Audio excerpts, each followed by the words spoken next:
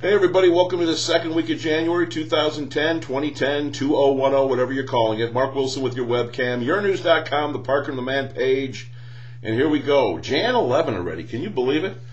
The column today, please read, because it's all about your Detroit Pistons and what the heck is going on and what has happened, or what is happening, if you will, down there in Auburn Hills at, 6th Championship Drive. Don't look very championship so far with the Pistons. Woo! I mean, it's been about a month now since they won a game. We're talking about a 12-game losing streak here, people. 12 games. Count them, 12. It was 11 going into that Saturday night affair with the Philadelphia 76ers minus Allen Iverson. The rumor is, of course, AI didn't want to come here because of the problems, but he was hurt legitimately, I suppose, or practice. Maybe it was practice for AI. In any event, he won here, and Elton Brand and Willie Green played great. It was 26-10, Philadelphia after one quarter, which is kind of a mirror of what's been going on with the Pistons since the middle of December, when they were 11-12 and going for 500 down in Houston and haven't won a game since. 12 straight losses, and just brutal. And of course, the only good thing that happened, I suppose, or the only monumental thing, the only exciting thing that happened Saturday, was that Ben Gordon, one of the newer Pistons, scored the 10 millionth point in NBA history. That's 10 million points, people, in the history of the NBA, and Ben Gordon is the guy who registered it.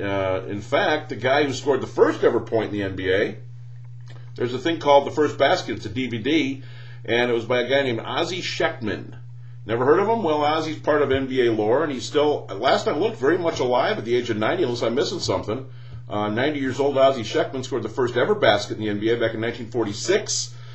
And it graduates all the way to, so he might have seen Ben Gordon score the 10 millionth point. But that was about it that happened on Saturday with the loss to the Sixers.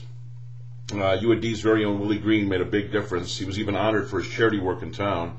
So that was exciting, which it is, because Willie's done some nice work. But man, this Pistons basketball team, phew, like that. I mean, come on, give me a break, John Custer. You said they'd score over 100 points on a kind of a regular basis. I think it's been, 5 times all season in 35 games. Pistons have gone 100 or more, and that's the NBA now. Pistons aren't, there's no chemistry here. There's something wrong. There's even though the injuries early, they're all back now. Tayshaun, although he's still battling his injuries, and so is Rip. But there's just something wrong with the way things are. They're just not, there's no tempo, there's no rhythm to anything they're doing. That's what the NBA is all about. It's not like the college game where in 40 minutes you can have a good enough team to win games, but in the NBA, if you don't have that rhythm and that tempo and the momentum and all that goes on, that jives and jiggles with the league, you're not going to win. And the Pistons have found that out. They play the Bulls tonight in Chicago. Derrick Rose has been outstanding, despite the rumors about Vinny Del Negro being fired soon. Rose has been maybe the best point guard in the league in his second year, and Joakim Noah is the second best rebounder in the NBA, so that's what they're facing. They've already lost twice to Chicago this season. So it's the Pistons and Bulls tonight. They'll try to break the streak.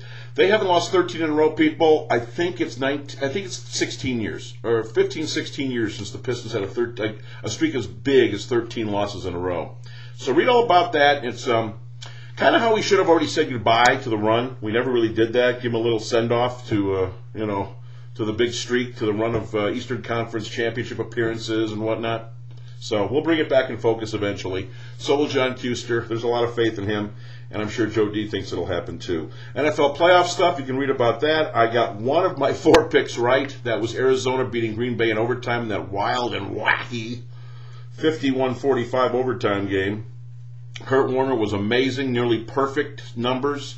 5 touchdown passes to Aaron Rodgers, 4 touchdown passes, over 1,000 yards of offense, and it was a defensive play that won the game in overtime for Arizona as Carlos Dansby took the, whatever that was. Aaron Rodgers fumbled, kicked the ball, and then Dansby picked it out of midair and ran it in. And so Arizona goes on to play the New Orleans Saints. We'll have those picks later in the week. I got the Eagles, Pats, and Bengals wrong. I thought all those 3 would win, and it ended up being the New York Jets, Baltimore, and Dallas. Tony Romo, you're not getting a lot of love from me, the Cowboys, but they're there against Minnesota this coming week. And New York will be at San Diego against Phillip Rivers and the Chargers, who've won 11 straight. And Baltimore, you got it. Joe Flacco, people. Guy's been in the league a couple of years, got 3 playoff wins all on the road. Did you hear that, Lions? Let me repeat that. A rookie coach last year and a rookie quarterback, John Harbaugh and Joe Flacco, have 3 playoff wins in 2 years. You have 1 playoff win in 52. Does that make any sense to anybody? Is that why the Lions are where they are? So read all about the NFL stuff from the weekend, some exciting and very interesting things, and some good games coming up for the games this weekend. Saw Lawrence Gaines recently. Remember Lawrence Gaines? Played with the Lions back in the 70s. He was a fullback out of Wyoming. Saw him at a deli counter at Hillard's, right there in Commerce. And the first thing he said, he came up to me. I didn't recognize him. He came up to me, saw me, and said, "Hey, Mark, what's wrong with the Lions?" First thing out of his mouth. His own former team. So you can check something what I read about our little conversation there. Lawrence Gaines, former Lion. Derek Jeter's getting married. Derek, D. Jeter, Kalamazoo's very own. Well, what are you doing? I know Minka Kelly is a lovely woman, but didn't you learn from Tiger? He's your buddy. Talk to him. Have a chat. Have a convo. Come on, rap a little bit. Anyhow, he's planning on getting married to her right after the World Series. Think he's not making some plans, winning a World Series and getting married to Minka Kelly? She's an actress, by the way, if you don't know who Minka Kelly is. So you can read about that, too. Two teams left unbeaten in college basketball in Division I. It's Kentucky and Texas. After the losses this weekend by Purdue and Kansas, number 1 went down, so we got a new number 1. Texas. Kentucky, John Calipari's got the Wildcats still unbeaten. And Michigan State, Tommy Izzo, you're precious, man. Rob Burke used to say, "You're precious, Mark. You're precious." You know, if you listen to his post-game show, you would have sworn the Spartans lost to Iowa. Instead, they won by 18. And the way Tom, our team, we played terrible in the first half, and then we didn't have any cohesiveness in the second. I was really happy. 18-point win at a Carver Hawkeye Arena. All right, that's Tom Izzo for you. I know the game he's playing. I get your game, Tommy. Another wink there. I get it. And speaking of Rob Parker, two significant things happened on January the 10th, 1964. One, William Clay Ford took sole ownership of the Detroit Lions, and the other was Rob Parker was born that day, 1964, in New York City. It's the curse of the Rob Parker, people. That's the Lions problem. Anyhow, we just wish Rob a happy birthday. You can wish him, too, at rob@yournewsdetroit.com. Or you can email me, and I'll pass it along at tvboy@yournewsdetroit.com. So there you go. Check it all out. The Pistons' problems, the L's continue, the losing streak, the NFL playoffs, the Lawrence Gaines thing, Derek Jeter getting married, supposedly, the 2 unbeatens left in college hoop, Michigan State's win. You wouldn't have known it by listening to Izzo. And Rob Parker's birthday, and William Clay Ford took ownership of the Lions 46 years ago yesterday, Sunday. It's all there. Parker on the Man page, yournews.com. Happy navigating, everybody.